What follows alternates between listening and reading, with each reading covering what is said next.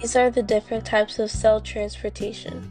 Molecules pass through a semipermeable membrane made out of phospholipids with small spaces in between each of them to let molecules go through. A semipermeable membrane acts like a net scooping rocks up in water. The rocks stay in the net and water goes out of it.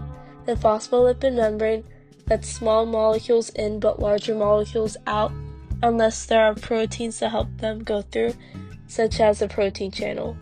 There are two main types of transportation, passive and active. In this example, it demonstrates simple diffusion of oxygen going into the cell. The pink molecules represent oxygen and the blue molecules represent carbon dioxide. Since there is more oxygen and less carbon dioxide on the outside of the cell than the inside, the oxygen diffuses into the cell through the plasma membrane. There is more carbon dioxide and less oxygen inside the cell, so the CO2 goes out of the cell also through the plasma membrane.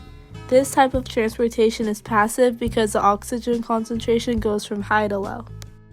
The next example demonstrates osmosis. The water molecules are represented with the blue circles, and the solids are represented by the pink circles.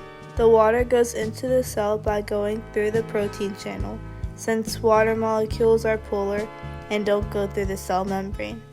This transportation is passive because the water concentration goes from high to low.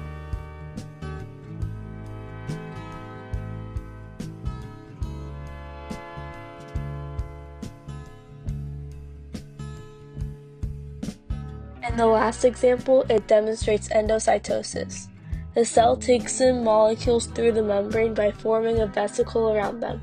The vesicle goes through the membrane, and once it's inside, the vesicle opens up and lets the molecules free in the cell. This transportation is active because the molecule concentration goes from low to high.